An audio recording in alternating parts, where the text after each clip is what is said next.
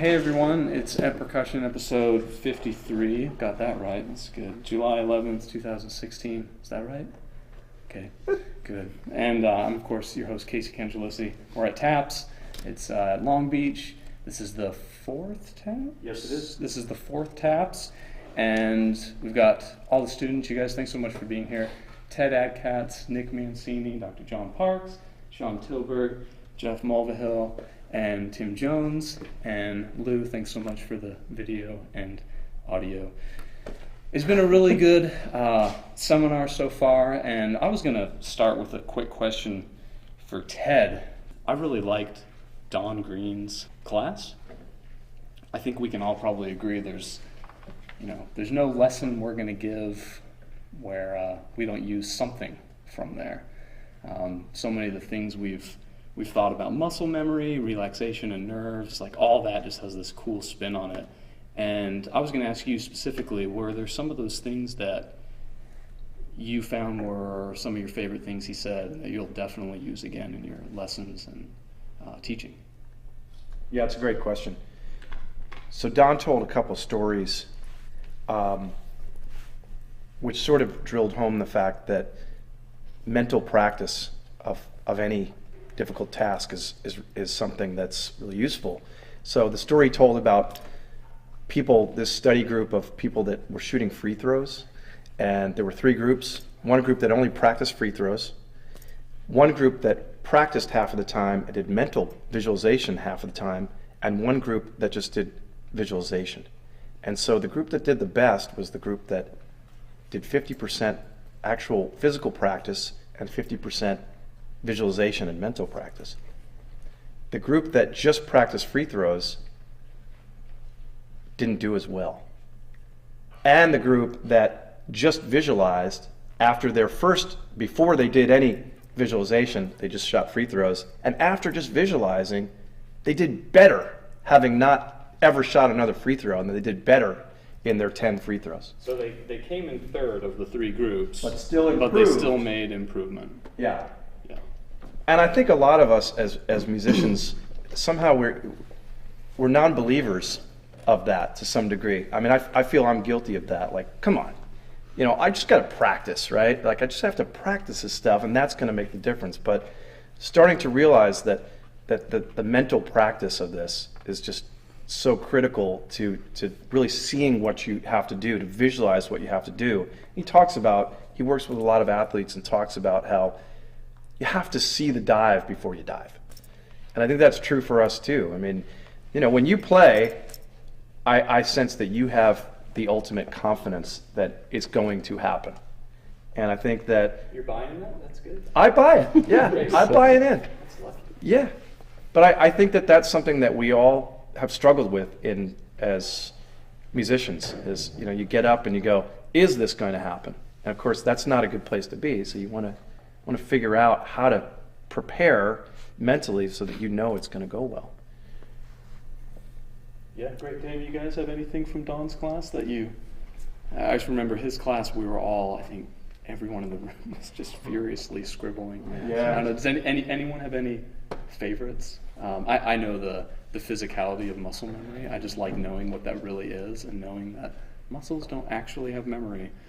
There is something physical going there, and there's a myelin going from your connections and your synapses in your brain and your nerves, and I just thought that was really, really interesting. I don't think that'll change how I approach muscle memory with people. I think it'll just be nice to know I know what it is and can say it correctly now. Well, I think he admitted that it was a good term to use for conceptualizing what's happening, which is essentially being able to do a physical task without having to think about it. He admitted it. He admitted it. We had him against the ropes, man, and he just was like, all right, fine. But he, so that's good, because he does, probably the most important point is that you can actually do a physical task without thinking. I mean, you don't have to think about every time you put a fork to your mouth.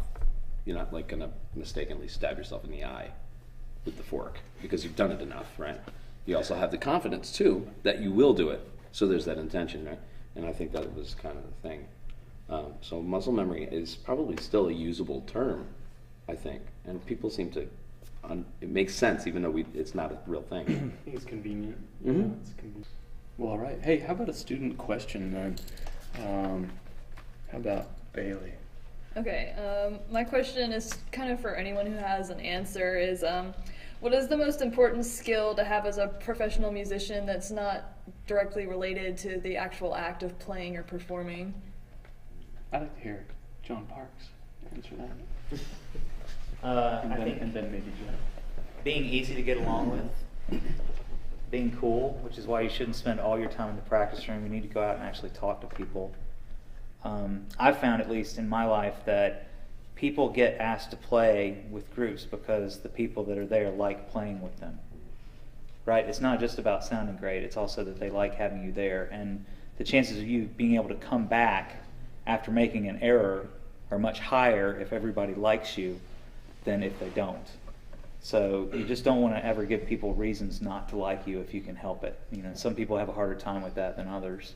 But I think just being cool and being able to adapt to the situation so that when Sean, like we said yesterday, when Sean asks you to do this, you're able to do it. When Ted asks you to do this, you're able to do it. And you're not like, oh, no, I'm not going to do that because my teacher said whatever. Just be easy to get along with. And there's some other rules I'm sure these guys could talk about, like don't go play other people's instruments during, when the orchestra's coming on stage. Don't go over and start banging out Porgy when Porgy's not on the program and you're not the xylophone player. Don't, just start 22-inch crashes as loud as you can. Maybe the personnel manager is the last violin in the seconds, and they're probably not going to appreciate that very much. So just be cool.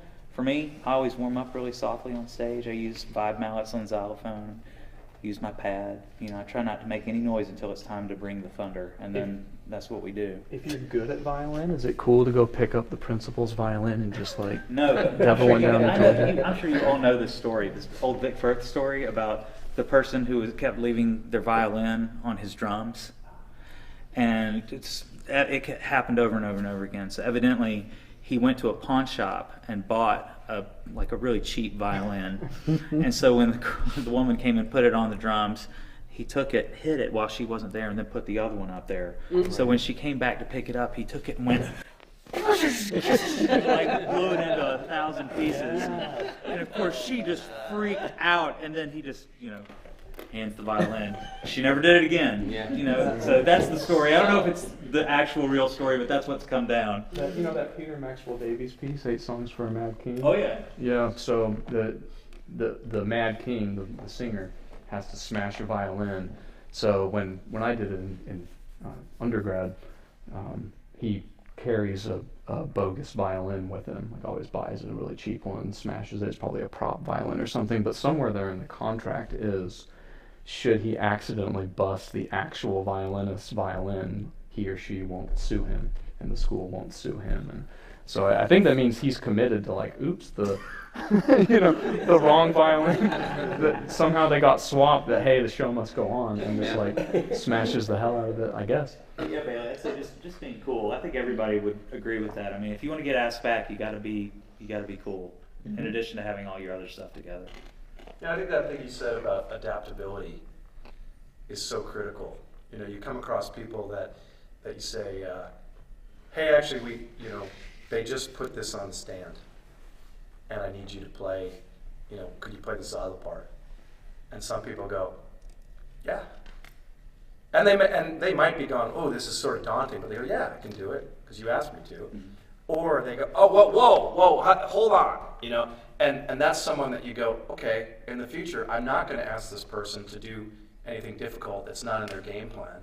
And the way it works in most playing situations, it can either be a venue-related issue, or a music or library-related issue, or a conductor-related issue. That's adaptability to the conductor. But if you can be adaptable in any sort of musical setting, chances are, that's an asset that people are going to recognize and want you to be around, because you can, be cool when the chips are down and when things change and you have to react and respond.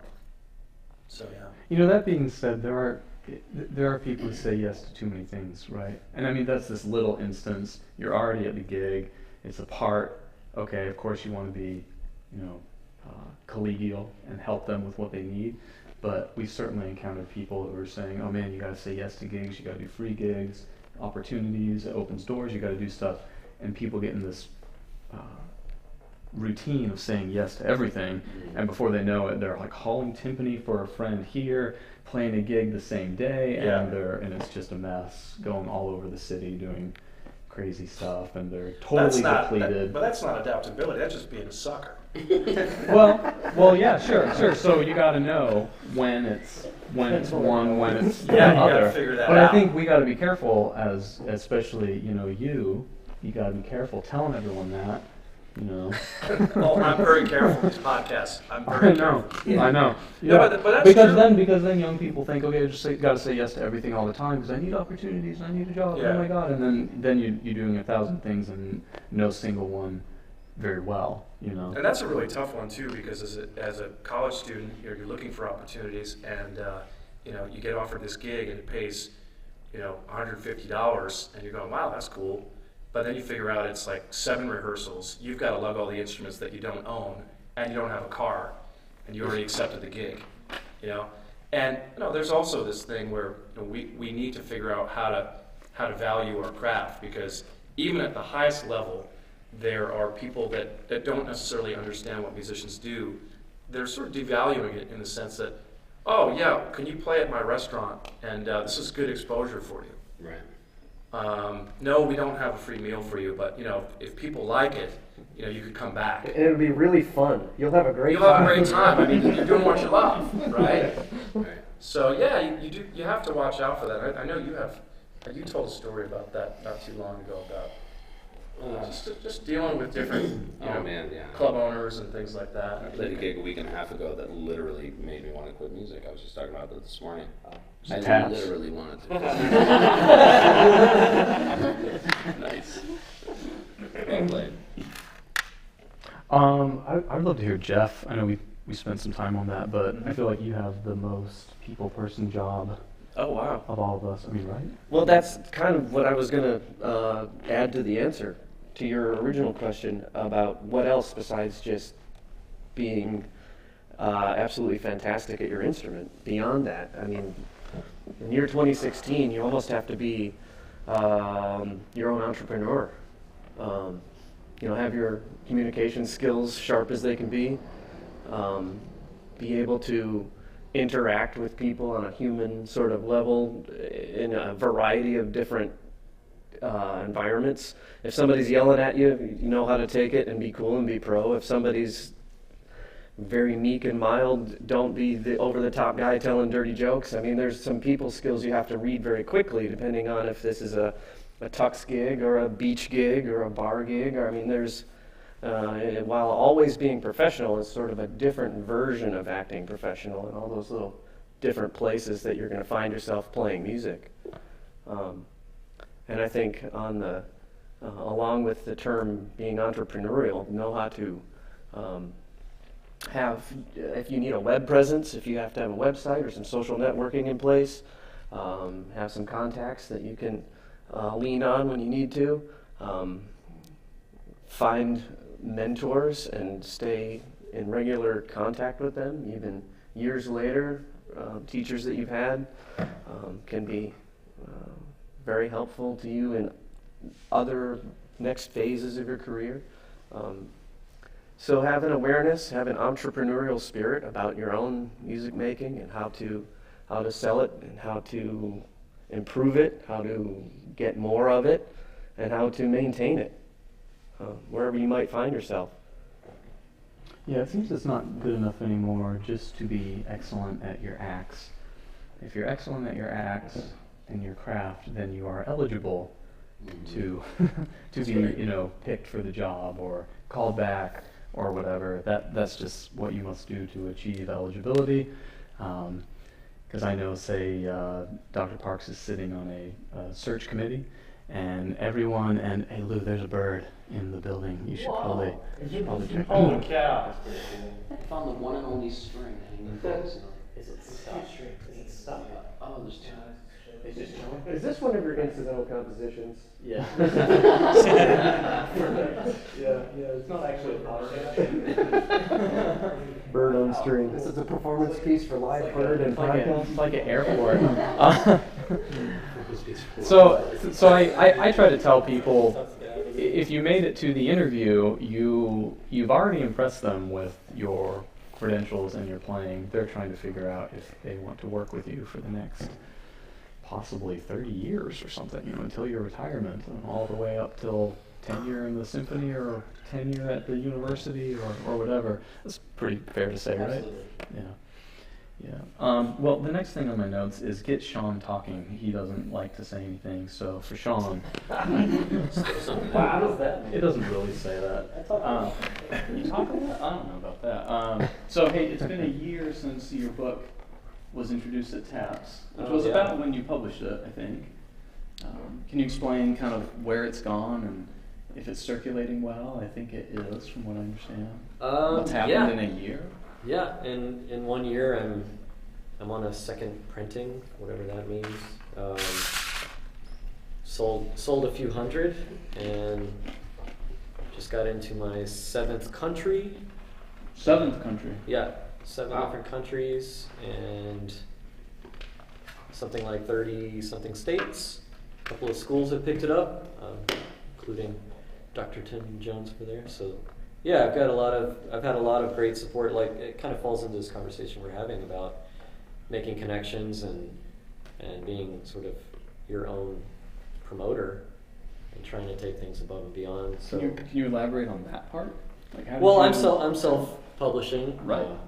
Like my friend Casey here. But like, that's amazing in a year. 7 countries in a year, I actually don't know how. Well, except for my history in Asia, so that makes sense to me. I've sold some books in Hong Kong and Malaysia and mainland China, and the surprises were like Philippines and random like El Salvador. I don't know. It just word of mouth has kind of gotten some things moved around, and I used Facebook a lot. And you made some videos. I made some videos, and of course that doesn't matter where you are, you can find that. So right, yeah, I tried to maximize my presence on the internet and harass as many people as I could.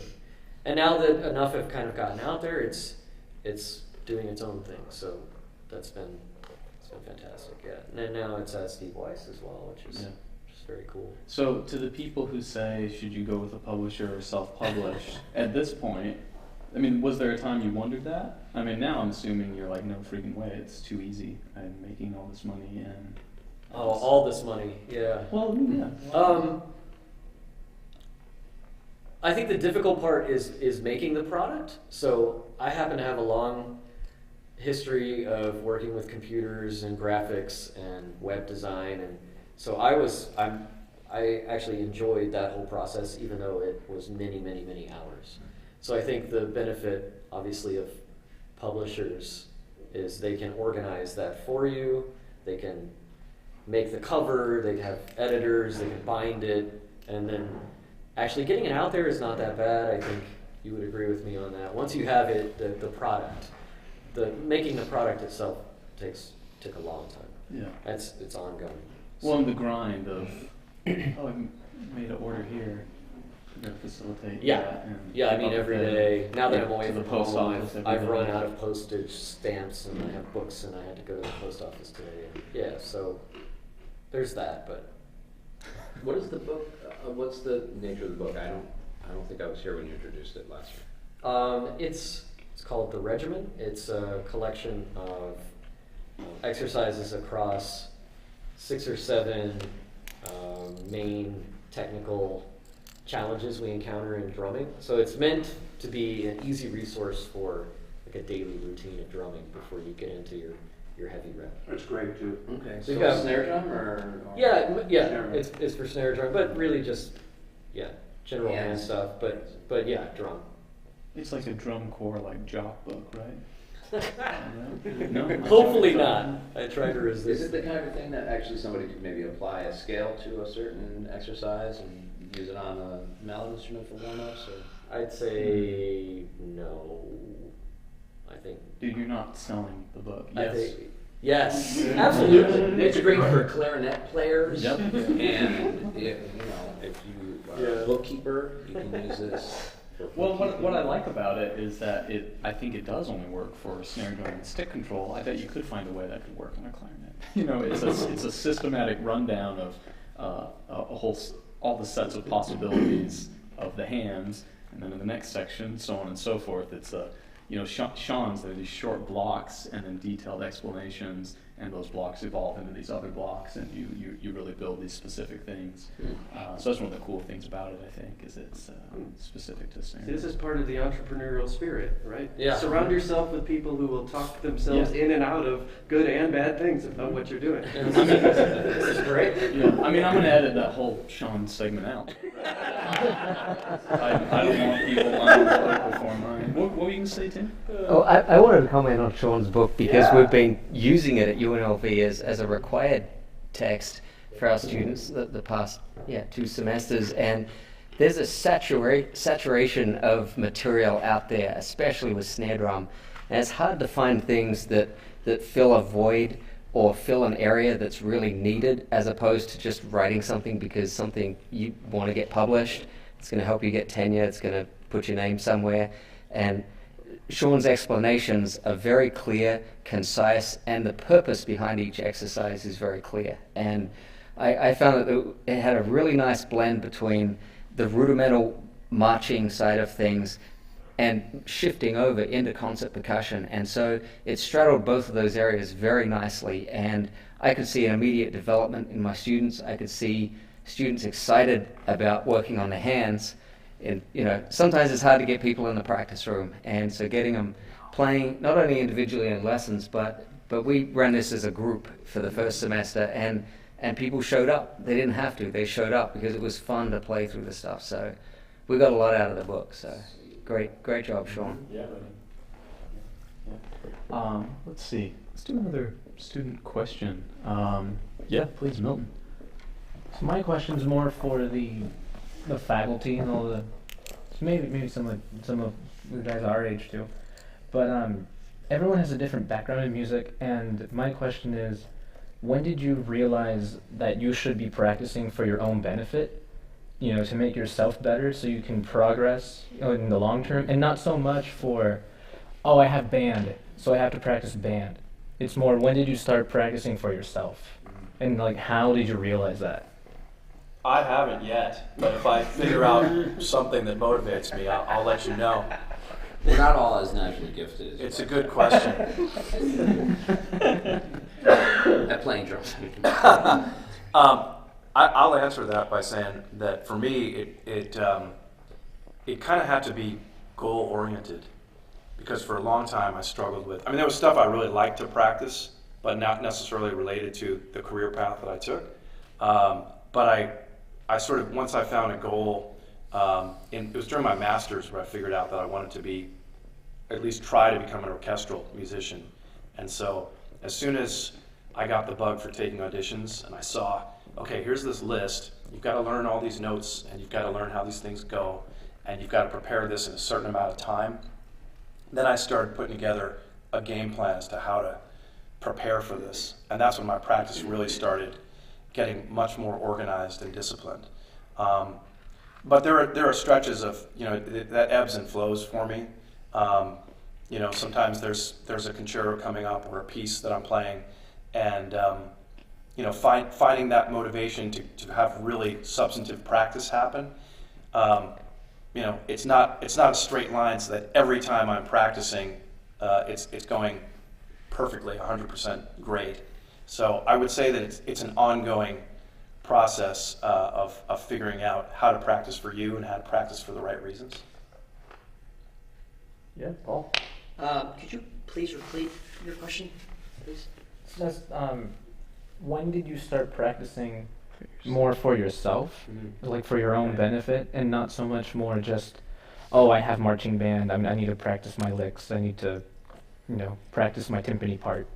I realized that the very, very first time I heard somebody doing something I like. seeing somebody doing something that I love to do. The very first moment I heard a drum groove, I was hooked immediately. And I did it out of fun. The number one motivator for doing what I do in my life is fun.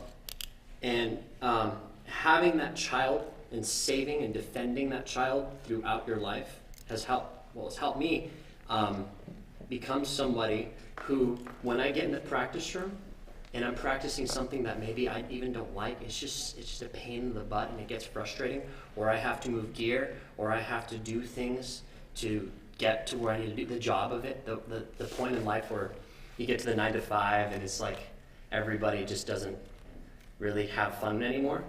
I noticed that defending that moment, that very first moment I had when I got on the drums and I figured it out, that drum groove, that rock groove, right there, I knew that was the best moment, right there.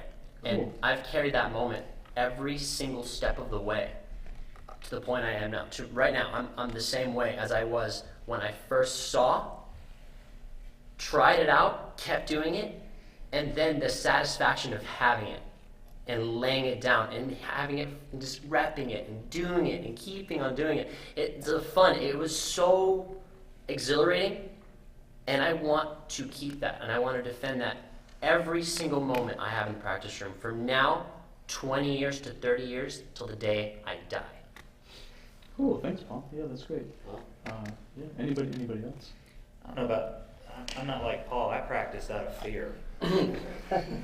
Complete and utter fear of being the worst person everywhere that I went. We were kind of talking about this at lunch. I spent so much time in the library at Eastman. 3 years in the library at Eastman because I felt like the dumbest person in every class. And it was fear. And same thing, when I got to Northwestern as a master's student, I show up, master's students are supposed to be good, right? But I was the worst player there. Angie Zader was a freshman at the time. She was way beyond where I was, even as a graduate student. And so I practiced out of fear. I pulled people aside that were younger than I was, and I said, show me how you play cymbals. Yeah. Show me how you do this. I'd hear somebody doing something in the practice room, and I'd go in there and get them to, show it to me. So I think I did it because I felt so far behind. And I don't know that I've ever not felt that way. Even this week, like watching all of you guys do all the stuff that you do, I'm taking notes because I'm taking notes on things I need to go back and work on so that I don't get even further behind. So I don't know, and I feel that way about repertoire, about learning new repertoire, about percussion ensemble repertoire, about pedagogical theory, about whatever it is that's going to make my students better. I always feel behind, and that's a really serious motivator when you feel like something's coming up behind you all the time that is just never going to relinquish. Yeah. So it's fun to be good, for sure. That part is fun, but the rest of it for me has just been white hot fear. Yeah. John, you said in your class, actually something I wrote down. I wanted to have you say again. You said you steal ideas. Oh yeah. And you observe people and you steal, and it was on the tip of my tongue. And I didn't say it in the class, but Stravinsky has this quote that is. A good composer doesn't imitate, they steal. Right. So, and of course he elaborates to say when you steal something, you aren't borrowing it, and it still has ownership from who you took it from. It is now yours. That's the difference in stealing. So, you were crediting these teachers that showed you these tambourine techniques and all these things, but everything you were doing seemed totally genuinely yours. Yeah, it was you. Oh, thank you. Yeah. So very, very cool. And I don't even have it down here how to formulate that into a question, but I just think it's cool. I can add to that. That's one thing that really struck me about your class is that you're so observant and a great observer of other, and you have this respect for other musicians that you've seen along the way. Absolutely. And that's guided exactly who you are as a musician. And I think that's something that every musician, a student or otherwise, can learn, is like, be observant of what everyone brings, because everyone's bringing something that's not you. And if you can steal, and the theft this is good theft. There's nothing illegal about it. And once you steal that idea, now it's yours. Mm-hmm. and now you're playing that way. And so there's nothing wrong with it. And I think you do that better than anyone. It was evidenced by, you can reference who you saw. That's right. So I saw this guy do this, and I was like, I want to do that. So I mean, that's something, that's a skill set that you can develop, and it just means having your ears open, having your eyes open, and be observant. Write it down. You also have to get rid of your ego, because Yeah. just because other people have things to do, you can't ever get to a point where you say what you do is good enough. I don't think. I mean, I learned stuff all around from everybody this week that I'm going to go back and make mine. And I'm going to credit you, but I'm going to try and make it as much of mine as I can. And I think you just have to, in order to do that, you can't ever be looking at people like what you do is better than what they do. You've got to think of yourself as kind of behind the 8 ball and just try and find a way to work out around it. Yeah, I think if you're an authentic person, it's going to come through authentically. Mm-hmm. I think there's one thing to add to sort of this topic that's going around the table a little bit, and that as percussionists, we play so many different instruments. We've talked about today learning a little bit about so many different types of music to be able to exist in different gigs and environments and stuff. There's still a grain of salt that you've got to keep in the back of your mind, that when you see a variety of things like you've seen at this event over the last few days and for the next couple of days, I mean, to strive to be decent at so much stuff is a good place for you to be right now. But realize that unless you really focus on something or make a choice within the percussive arts, you're not going to be a drum set player like Steve Gadd and a vibraphone player like Gary Burton, and be able to teach a drum line like Paul Rennick, and be able to play timpani like Ed Steffen. Those guys have chosen a piece of the percussion pie to really focus on. And it's, while at your age and probably this stage, it's good to get a taste of all of that. So later on, you might learn to hone and focus something. But this fear that John mentions, I mean, go to any of those classes with artists of that caliber, and we're all going to stand in fear of, I will never play vibraphone like Gary Burton. But that's okay.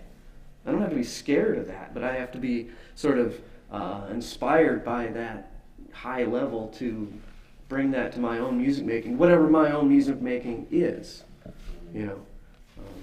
But as percussionists, it's a trap to try, or it's a trap to avoid trying to be the best at everything. We have electronics and African drumming and salsa band. I mean, all the stuff where percussion is, it's I'll say it, it's impossible to be the best at all of that. Well, Ted. He says. Hey, Jeff. It's not. Hey, Jeff. Seriously though, when can I get my hands on one of those solid brass snare drums? Well, talk to me after this. We'll go on. I like this. I like this so much, and for the listeners of the podcast, this is not the first time you're going to hear this. And now I'm forgetting the actress's name, but she says in one of her interviews, it's your. Try to paraphrase it as best I can. It's your weaknesses that you work on that end up becoming what makes you an individual and will make you a unique artist. And of course, this is an actress saying this, but I think it applies to all art. So, maybe there was something John wasn't good at that he was watching Patsy Dash do, and it ended up he came up with this special sauce roll or something. And because of a weakness that you worked on, you ended up with something unique. And I feel like I keep bumping into that again and again and again. It's really cool. So weaknesses you have actually end up becoming these really valuable things.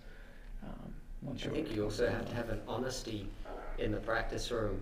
You dedicate yourself to everything you do, and a lot of times you copy what others are doing, and you see the success of either very close colleagues or people that you admire, and so you start to imitate those things. But you reach a point where you start having to saying to yourself, this isn't my best area, and this I really excel. And once you have that honesty in yourself that this is where you sit in this picture, then you can really excel. Yeah. Is that Pablo Casal's quote, I believe? If you're sounding good in the practice room, you're not practicing right. Mm-hmm. Don't work on what you're good at. Work on what you sound bad at. Let's take a question from, Greg? Okay. My question was for What's for anyone? I guess start off with either, I don't know, Casey or Ted. Like, you guys have sponsorships from like Innovative, Big Firth, all those well-known brands. Majestic too, yes. And, but everyone has different upcomings, like different stories about how they were approached, like how they were before, like they were asked, or like how before they came in contact with those companies, and like, I just want to know like you guys' individual stories about, how that happened, like what happened before that, and then what happened after that, and just like, your own personal stories. Yeah, sure. No, go ahead. Well, I can always say that getting into the Chicago Symphony was very cut and dried. Like, I think Casey can tell a different story, and Nick as well. But for me, it was basically what I did prior to the day I won the job would never have gotten me an endorsement deal, and then the day I did, then people are interested. And I think a lot of that is that now you're going to be performing in front of a large audience on a nightly basis, or at least a couple nights a week. These companies would like for you to be using their product. But since leaving and signing on, for instance, with Majestic, I think that our relationship exists because I believe in what their product is. They believe in what I'm doing as an educator. But it's always an honor to be contacted by one of these companies and say, would you endorse our product? And designing a stick for Vic Firth was a really cool honor, and going to the stick factory and seeing how they make these sticks was exciting. I know Casey and Nick, you probably have some slightly different stories about how your endorsement deals came about. Yeah, sure. I think it's similar. You get some kind of visibility platform. So Chicago Symphony, obviously, it's a huge visibility platform. Mine happened to be a festival in 2010 by Fernando Meza in St. Paul, Minneapolis, this huge marimba thing. And I didn't have any sponsorships at that time, but my music was circulating, and a lot of social media activity, a lot of that stuff, and just a lot of attention and visibility. So of course, the sponsorship, publisher, the businesses, and they need to know that people are looking at you. If people aren't looking at you and listening to you, then they could care tons about art, but they need that. It is a business. So anyway, I got invited to this festival, and I told Fernando, who was on episode 50 for the listeners, I'm just wondering how I might get to Minneapolis. Is there any type of, can you pay us or that type of thing? And he said, let me work on that. And he contacted Chris Hankus at Majestic, who now have Chris Hankus's gig. Mm-hmm. Yeah, so both Chris and Jeff have gone like that. So Chris is still there and everything. Yeah, right.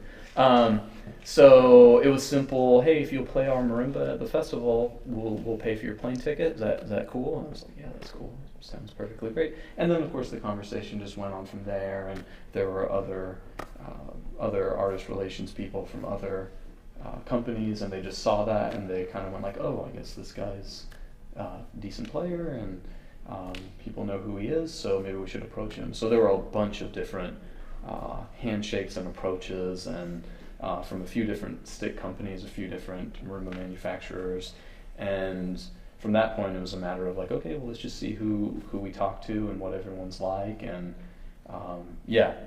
Majestic was a real easy call, because they stayed in touch, and they have always treated really well. I'd love to hear Sean, I don't know.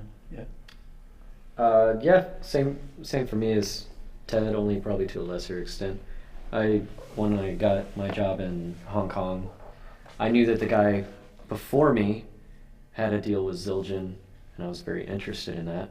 So I actually I emailed Keith Aleo, who I'd known previously, and just said, hey, I'm in Hong Kong now. You did that over email? Yeah. I attached a GIF. No, I said, I played the game and said something like, I'm interested in some new symbols for the orchestra, and I'm way out in Asia now. And he wrote back immediately. He's like, oh, I heard about that. That's great. We'd love to sign you on as an artist. And I said, great, awesome. So I wasn't really expecting, I was hoping, and I kind of reached out for that. And then Vic Firth, I was contacted. And Black Swamp was actually, this kind of goes back to our talk about, keeping up with your teachers and keeping good contacts, because one of my former teachers, Brian Del Senor, is a Black Swamp artist, and I think he had my book actually at PASIC, and ran into Tim Church or someone from Black Swamp, and they were curious about it, and he mentioned me, and they contacted me, so yeah. Good. I like to hear John's. Mine are complicated. My stories are complicated. Yeah. Yeah, great. I have a really good one that I have a really good detail. one that I could share, but I'm afraid that it may not be appropriate for this podcast. Okay. So maybe if I tell it without using names. Yeah. Do you think that would help? You could use names like chemo. And all right. Well, how about this? And yeah, Roma.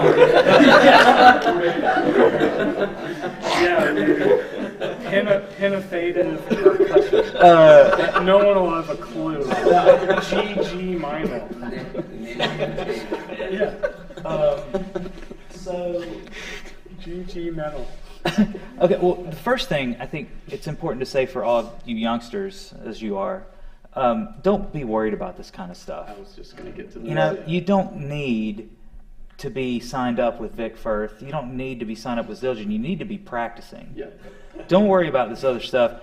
If you're doing what you're supposed to be doing, the company will come to you eventually. And I've always found that that's the best way to do it, because people get really upset, like they get out and they get their first job, and they think, oh, now I need to pick up endorsements from all these companies, but maybe they don't care what they're endorsing. They just want to be signed up. And, there are companies that will sign up people if you're not even a percussionist and you stand in front of a drum line. There are companies that will be interested in that. So back in from the cut. All right, let's take another student question. Actually, let's take Lou's question. Lou, can you give us your question? Yeah, my question is mostly for the faculty. If I can remember it. I think it was embarrassing moments or something. The most embarrassing moment. Well, you just... Oh, that's nothing. As a performer. On stage during a performance, and how you recovered from it. And how you recovered. I'm sure there's something there. I feel like I've been lucky. I do embarrass easily, though, so I don't know. It's someone else. Where to begin? I was playing Nagoya marimbas once, and the lights went out because they're motion sensors. I don't know, but it wasn't really embarrassing. It was just a drag. Had memory slips. It was so minimal that it took over the. Yeah, that's right. That's right. Yeah. I don't know. That we tried to keep going, but the notes just disappeared and it was gone. I've got one. Well, we tried, yeah. So in Hong Kong, oh God. Yeah. Now you know. In Hong Kong, we had this special program, like a family program, and it was broadcast on the equivalent of PBS in Hong Kong. So it was televised, and they decided to program a piece called "The Typewriter." That's the name, right? And it's infamous in the percussion world because you're almost guaranteed to have to be at the front of the stage, and the whole part is on a typewriter, and typewriters do not function that well, especially decades after they've been in use. So some stage guy will go find you a typewriter, and that's what you're dealing with, and that's what I had. And in the dress rehearsal, this sort of piece, you get one run, and I think it's like a 4-minute piece, and the typewriter just did not work. So I hit a button. You have to like tap out rhythms. It's like chicka chicka chicka chicka chicka chicka dum ding chicka chicka chicka chicka chicka, something like that. And instead, of course, you get chicka and then it does it, king, and you're just sitting there, and yeah, and it's like plays off the orchestra, so you go chicka chicka chicka chicka chicka, king, and they do. So instead, it's like silence, and then orchestra, and then orchestra. So, but at least they were like, man, this guy's typing skills suck. Like they weren't like, oh, he's a bad percussionist. They thought it was. Yeah, they thought you just didn't know learn your home row. Well, yeah, good, yeah. Nice. I took a typing class. Home row. Like, sorry, I'm not a great typist. Yeah. Well, so then they said they would fix it, for the show. Mm-hmm. I said okay. And then that's the last I saw the typewriter until the show, which was broadcast and they didn't live around Hong Kong. And no, it was pretty much the same. I think they oiled it, but it was pretty much the same. And how'd you deal? Well, you can like physically pull the hammers, the arms. Yeah, you can like pull them back and kind of get them. So there were moments where I was doing what I was supposed to be doing, but they were fleeting. The rest of the time, I was just angrily like staring at it and hitting it.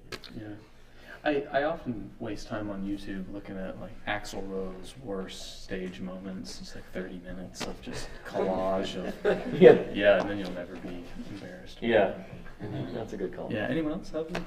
I have one. I eventually played the Yuyama, the saxophone marimba concerto, and it has that 6-minute middle chorale section. Somebody else was playing this piece. It was a master's saxophone student and one of my students that was playing it. 2 weeks before the recital, that student backed out. So she asked me if I would fill in, and of course I said yes, I'll come to the rescue, but I'm going to have to read it on stage. I don't have time to memorize it. So, but not all the pages would fit on the stands and be practical to turn and do all of this stuff. So I memorized the first page and then would read the rest of it. And everything went fine during the very few rehearsals. It was a bit stressful. So this is a Don Greene moment. We went out on stage. Of course, it starts with marimba. Starts with a marimba chord that you roll. And this awkward silence that you're hearing now is exactly what happened on stage. I stood at the marimba and had no idea what the opening chord was. And I look at the music stand, that's the only page that's not on the stand. Oh. She's standing there with the saxophone in her mouth, and it felt like an eternity, but it was probably 3 or 4 seconds. She just looks at me. And at that point, what do? And in the freak out moment, I just hit the marimba. And it was the right chord. So the myelin, muscle memory, whatever, kicked in. And I have no idea what happened in that first 3 or 4 bars, but it all just came rushing back, and the sense of relief that happened. And then I was more exhausted after that one piece than after playing complete recitals. Yeah, sure. But there's the recovery. Yeah. I played. I did the amateur night at the Apollo, and then I did the Showtime at the Apollo thing when I was living in New York City, because it was post 9/11 and it was a particularly slow time. And I was driving home one day down 125th Street, and I saw this handwritten sign on the door of the Apollo Theater saying, "Auditions tomorrow for amateur night," which is the non-televised version, right? There are 4 rounds. They take place over the course of a year, and if you get into the top 4 performers, then you get invited back to round 2, and then so on and so forth. And then people who make it to the 3rd round and above generally get asked to do Showtime at the Apollo, which is the one that was on television after Saturday Night Live. Anyway, 3rd round of amateur night at the Apollo.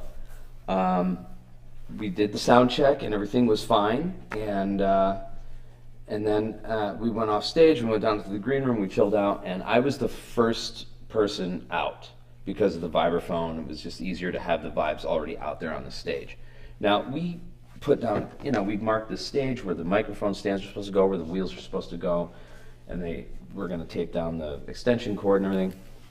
And so anyway, they announced my name, Nick Mancini, blah, blah, blah, and there's a vibraphone sitting out there, and the Apollo crowd they're not, they want to hear like people come out and sing R&B. Basically, that's the bottom line. and because the R&B singers always won. Here's this vibraphone, or as far as they were concerned, xylophone, sitting out on the stage, and they introduced me, and I come out on the stage, and there's a large wooden stump that sits at the side of the stage that you're supposed to rub like this for good luck. And really what it's designed for is for amateurs who have never really been on stage before, it's a moment to kind of calm your nerves. It's a very nice, it's all lacquered, and it's a really beautiful piece of wood, basically. So anyway, I rub the stomp, and I wave to the audience, and I take a bow, and I turn, and I go to walk to the vibraphone, and I realize that they'd set up the vibraphone facing the wrong way, facing the back of the stage as opposed to the front of the stage. Right. It is, and at this, so the Majestic is the same size on both sides, but I was playing a Musser, and Musser, the wheels on the high end are this close together, and the wheels, and here are the tape pieces here, and there are the wheels on complete opposite side, and the motor's spinning, and the pedal, everything's all set up, ready to go, and the microphones, and and I was just like, holy crap, you have 2 minutes and 20 seconds to do your routine. And that's it. So I spend the next 40 seconds, moving the microphones around, and the stage crew standing off to the side of the stage looking at me going like, what are you doing? And they got this dude who dresses like a clown, and he tap dances, and he has a broom, and if you suck, they sweep you off the stage, and all of a sudden he's like doing his little bit over to the side of the stage, like doing his tap dancing thing, and the crowd's like, boo! I hadn't even played a single note yet.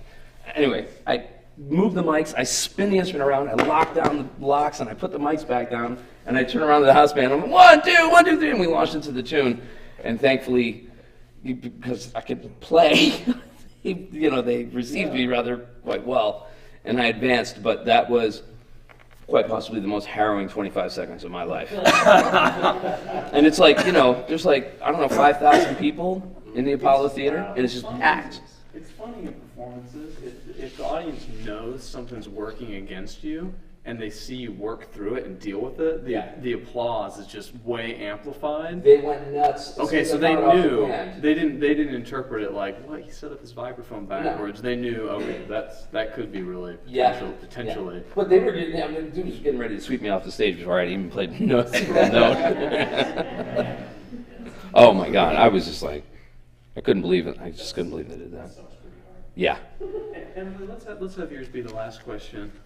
Okay, so here in TAFS, we've been working on these excerpts preparing for a mock audition, and my question more for the faculty members that have orchestral experience, what's the worst excerpt? What's the one that you hate the most to see on a list for an audition? Their list is always growing. Yeah. Growing? Ted, I have to think about that one. Yeah, this is a good question, I think, because it probably really shows this, what what one of your weaknesses might be. Oh, well, I struggle with magic flute. I don't know. Oh yeah. Yeah, I do. Yeah. Well, it's not on this list, but Appalachian Spring for xylophone, I think is really hard because it happens so quickly, and if it's wrong, if you're going these fourths up or down, and you're not on the right notes, it can be completely wrong the whole way. And that happened to me in Chicago for my audition, and I thought, they're gonna cut me, of course. I missed a couple notes, and ever since then, it's always been one that I don't like to see. So it comes up on the list. Well, if I see it on a list, I practice that 4 times more than any other excerpt, even though the excerpt's about 12 seconds long or something. But I'm practicing that for 12 hours just to get a little more comfortable with it. Yeah. Oh, anything by Messiaen. Yeah. Yeah. I like Exotic Birds. Exotic Birds is one of my favorites. But the thing about Exotic Birds is more and more it just says Exotic Birds. Oh, so it's the whole thing. You've got to do all 13 pages. Yeah. Well, and then none of it gets asked except for that part. Yeah, the 2 licks, but it's just a time suck basically. Yeah. For me, I would say, I've got some new ones recently, but I specifically remember the Ligeti piano concerto. Mm-hmm. When Ted left Chicago, they put that on that audition. I think because Pierre Boulez wanted to make sure some people on Earth could play it, and so he insisted that we have it on the audition. And it's just, if you don't know it, it's madness. It's xylophone. It crosses all three. It's 3.5 octaves, and it's atonal, and it's really fast 16th notes. Starts really loud and goes to like triple P over maybe 20 seconds or something. I'm pretty sure he put that on the list because of me.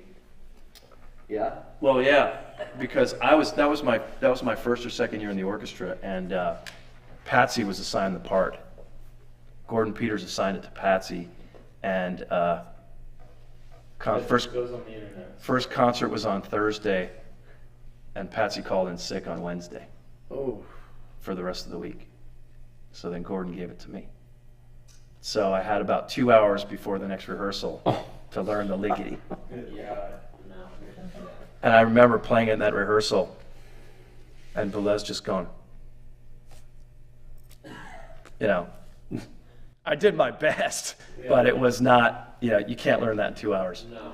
You can't learn it in a week either. No. So yeah, I'm sure that he was interested in putting that on there because some little whippersnapper in the Chicago Symphony couldn't play it. Yeah, because he didn't really know the backstory. Is it in unison with the piano? Yeah. Yeah. The last lick is, I can't remember. There's like a sextuplet lick. Yeah. But yeah, I'll go with that one. There's a similar one by Solonen that showed up on this LA Phil list where that one's 1 minute and 20 seconds, and I think it's the hardest thing I've ever had to memorize because it was just note to note. I couldn't find any patterns. There's just shapes, and it's incredibly fast. And it just took, it's like a Zappa tune. Yeah, it was mind numbing, but there you go. Anybody? Cool. Hey, you guys, I want to give Lou a big thanks.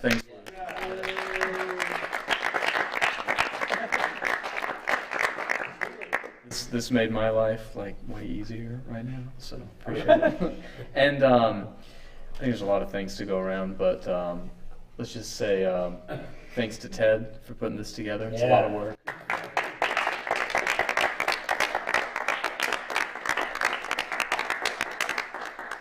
And cool. Well, hey, thanks for joining us. This is the 3rd TAPS episode, I think.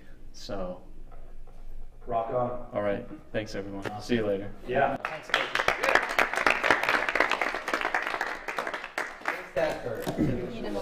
Can you do that part over again? Yeah. Which From part? the beginning? I didn't get that whole part. Rehearsal. I almost. Yeah, it was a good rehearsal. Okay, now we're just told.